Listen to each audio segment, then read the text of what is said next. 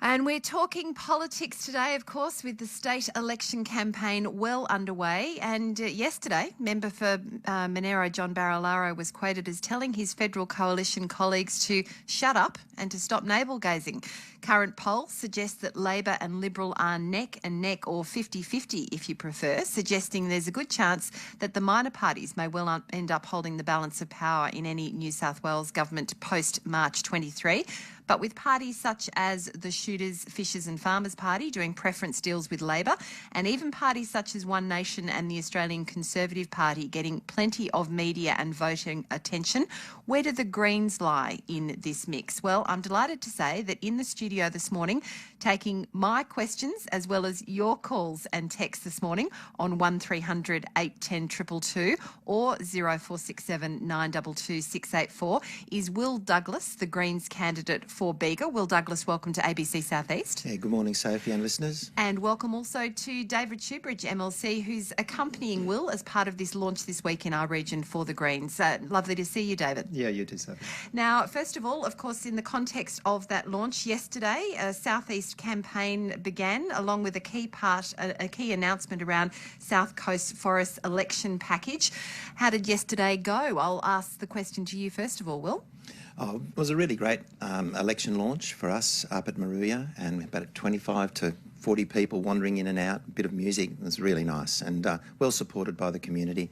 We were able to make some announcements and to essentially lay the platform for what we hope to do and hope to achieve in this electorate. All right, and we'll work through some of those policies in just a moment. But of course, the news of the day is around the Bateman's Marine Park. Some speculation this morning via a special report on ABC South East today, and a number of calls that we've texted in from the community as well today around how the advisory committee process is working at the moment from the Marine Park. Of course, a lot of people watching Bateman's Marine Park and how that process has been unfolding as a template for future marine parks. David Shoebridge, do you have any concerns around the transparency of the marine park process at the moment and that advisory committee? Well, I mean, Will and I listened closely to your report this morning, and obviously we had very real concerns. We've got a local member who has no statutory role in this review, but seems to have done all he can to not only nobble the composition of that advisory committee, but then effectively make a promise to locals that regardless of the outcome, he was going to have political interference in the final decisions about the marine park. And he went further as well and said that largely his government has been highly politicising the entire public service. And if we're going to have an independent review done by an expert advisory committee, the thought that the local member would have dipped his oar in to try and put chosen and selected pro-fishing, anti-environment voices on the board, on the committee right from the outset, I think that brings into question that entire review and brings into question the integrity of government. People expect government to actually fairly listen, have a balanced set of voices on these kind of reviews and fairly look at the science about the marine park. But instead, we've got Andrew Constance politicising it from the start. Deeply disappointing. And yet Andrew Constance would say that there is a fair balance there on the advisory committee, that it has been a transparent process to date, and that basically he's just trying to support local community members who may be involved in either rec fishing or even commercial fishing to some degree, and making sure that everybody has a voice. Well, hardly transparent. I didn't hear Andrew Constance coming out when the committee was being established and said, oh, by the way, I've been using my political influence to try and get the people I want on the advisory committee. It was meant to be a balanced committee which had a nice mix, an intelligent mix of the best marine scientists, some of the fishing voices and the other community voices. But instead, Andrew Constance from day one, we now know, because of a recording of him at a public meeting, we now know that he's politicised it and really, I think, diverted it from the real attention, which is how do we ensure that we have these marine parks that keep the diversity, some of the most extraordinary diversity, marine diversity on the planet? How do we keep that diversity in our coastal waters here on the South East? How do we ensure the best outcome for the community? And how do we ensure that those marine parks can actually also be a place that spawns and provides additional fish for the recreation and commercial fishing industries? And instead, it's been politicised from day one by Andrew Constance. We will be looking closely at the Ministerial Code of Conduct to see whether or not there's been a breach by the minister there. My guest this morning on ABC South East in the studio, David Shoebridge, MLC, and of course our Greens candidate for Bega, Will Douglas, who has also been in the news this week and possibly not for the reasons he would like to be. News, of course, that until this week, Will, you've been working as a casual public school teacher, but you were told this week you won't be offered more work after you spoke at a public event, a youth forum, in fact, and were allegedly told school students of this Friday's climate strike and actively encouraged them to be involved. It's been a difficult week for you. It's been fine, actually. This is not Syria. This is a local stoush.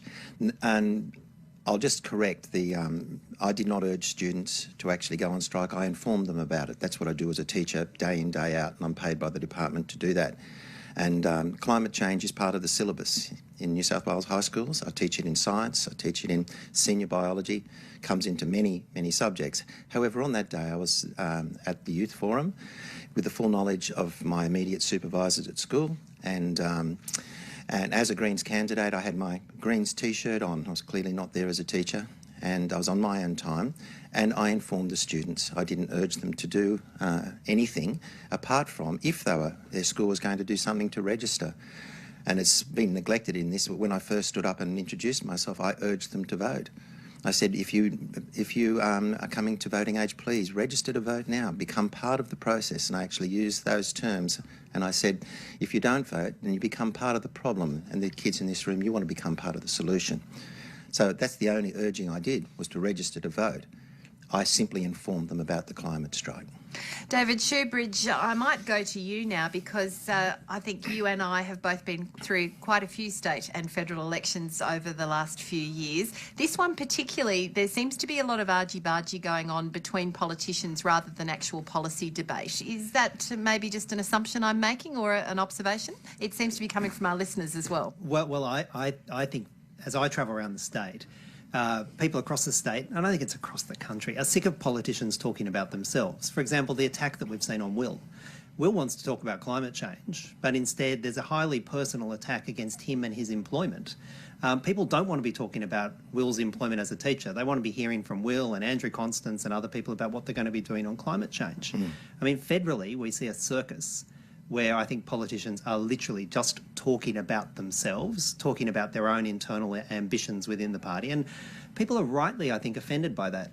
They look to their elected representatives to actually talk about the needs of the people they represent, rather than the people that sit around them in the parliamentary chamber.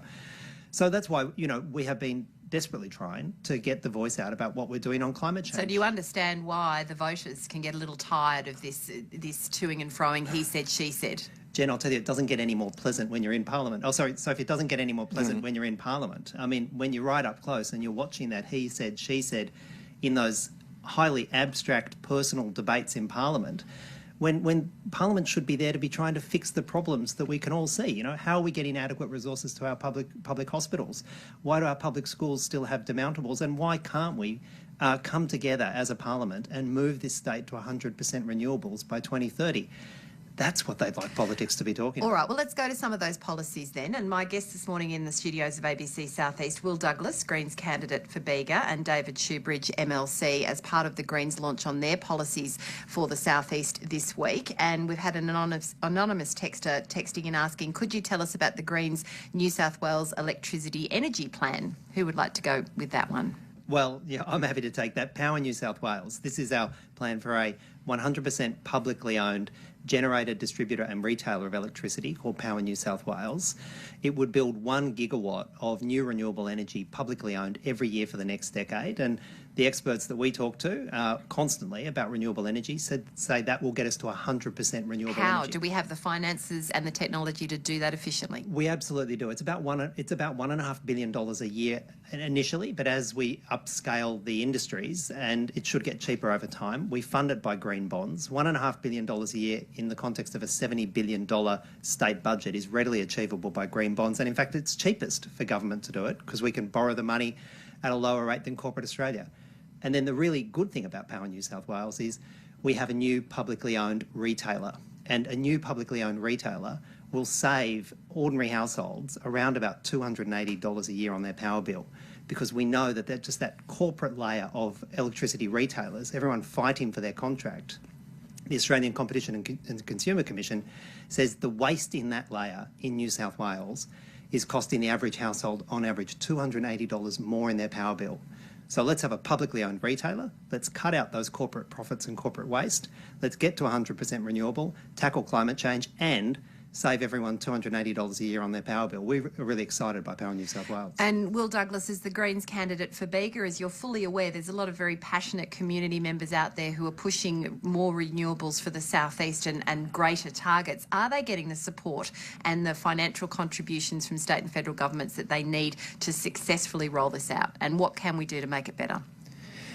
Well, I think the words of Greta Thunberg need to come through this, and I say you can't manage a crisis unless you treat it like a crisis. And we know the best information we have is we've got about 11 or 12 years to get our emissions down if we're going to achieve just moderating climate change and to 1.5 degrees Celsius. Now, my understanding from Dr. Mark Diesendorf is we're living with about 1 degree Celsius at the moment, and we've seen what that's like. Well, in fact, we're bringing a story a little later in the program around a series of scientists at ANU who are developing up some data suggesting we may not have any form of traditional winter by 2050. There may be no snow in the snowy mountains. Mm-hmm.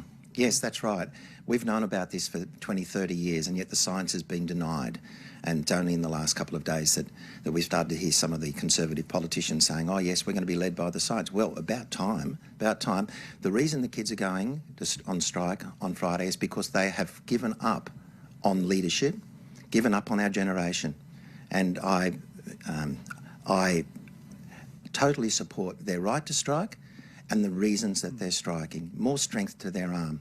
Well, you could imagine being a school kid. You've looked at the science, you're worried about the next 70 years, 80 years on this planet, and then you see federal politicians talking about wanting to subsidise a new coal-fired power station. You can just understand how they look at politics and think, how can this be happening? How can they be doing this to our future? Okay, and as part of that concern from young people, but across the board in our community, it's also so important to talk about jobs. And it's, particularly in regional areas, the reason people live here is their ability to work. Now, we're getting some great texts in, and of course, you have launched your policy as part of your Greens policy around forests and forest policy for this week. We've had a texter asking, what would the Greens do about logging of our native forest down here on the south coast? And what about the workers who work in logging? What's your plan? Well, we've always said, as we transition out, and it's inevitable we're going to transition out of native forest logging because the international market for that is dying. And yet we've had all sorts of problems with the softwood industry in this area, with massive plantations going in and then not being harvested and taking up large tracts of rural land. Well, which is exactly why, if we're going to have a sustainable plantation industry, which needs to be the future of forestry, the state government needs to get in and throw 100% backing behind the plantation industry, ensure that there is the regulatory environment there so that we're only using marginal farming land to put the forestry in, ensure that there's the government support so that we're able to get the timber to market, and ensure that we can have transition packages so that those workers currently in the native timber industry can be sure that they can transfer their skills across into the plantation industry. And then workers in the forestry industry can be ensured that they're going to have a job not just for the next two months or 2 years, but they can have a job for life. And we will also protect our beautiful native forests. One of the policies we've launched is ensuring that the Mara Flora Reserve actually gets moved into the Biomanga National Park with additional funding there, $1.2 million a year additional funding for jobs in the regions, for weed management, for fire management, and to support an Aboriginal ranger program. They're the kind of long-term jobs and long-term solutions the forestry industry needs. And Will Douglas, as the Greens candidate for Bega, you would also be fully aware about some of those big issues, particularly in our national park areas. Indeed, the concerns around forest management, of fire management, the concerns around ongoing weed spread in those areas and feral animals. Indeed. Across the board. And what has the government been doing for the last 8 years? Been slashing and burning national parks and wildlife. You know, I work as a volunteer ranger for National Parks and Wildlife. I'm also a qualified marine scientist. I have a master's degree in marine ecology from the University of Sydney. So I look at the science and I know what's going on. I actually see my colleagues, my scientific colleagues, that have had wonderful jobs working for National Parks and Wildlife and doing something that's incredibly important to the community and to our environment, and they're losing their jobs. They have been slashed and burned, those positions.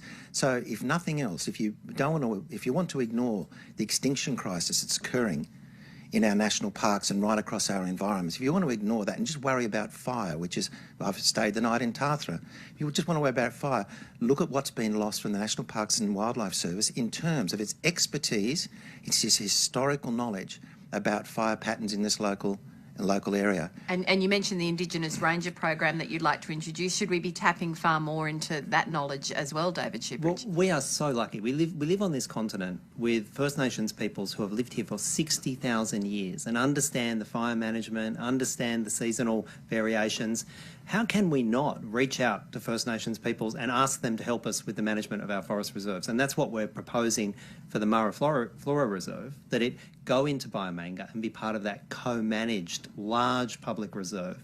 And we can tap into that cultural knowledge of First Nations peoples for fire management of those forest reserves. Of course we should be doing that. And what I find so frustrating is the way certain politicians are so resistant to acknowledging the experience and that deep cultural knowledge of First Nations peoples, the Yuin people. We are so fortunate that they're still willing to walk with us and take part in the co-management of not just Biomanga, but hopefully more and more of our natural forests.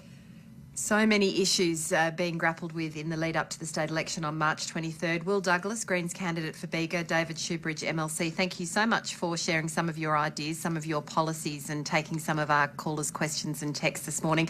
And all the best for the remainder of your stay in the South East. Thanks so much, Sophie. Yeah, thank you, Sophie.